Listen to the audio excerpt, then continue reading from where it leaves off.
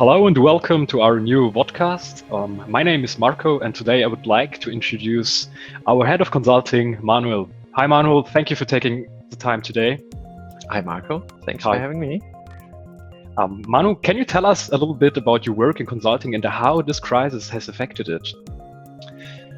So our way of approaching projects has not been affected too much because most of our work has been done remotely before the crisis already.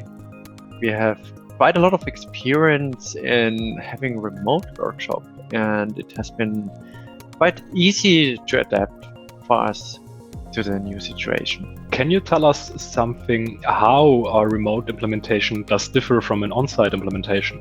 The biggest difference is that you can't meet in person right now, and this typically builds a lot of trust and a better understanding of the circumstances on site. And our main goal is that we are in direct contact with the shop floor, with the colleagues from the shop floor to inspire them for digitization. And for now, we have a very good experience with our remote workshops. So because of our prototyping-driven approach, we can provide results very quickly, and this encourages participants to collaborate together with us, and we inspire them to use our product. And what does the remote implementation concept look like, and what requirements must the customer need for a remote implementation?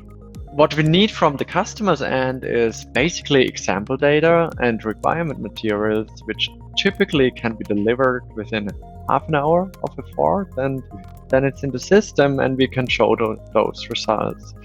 So this helps us prepare us for the workshops as well, and our guidance through those sessions. We have faster results and the workshops are way more focused.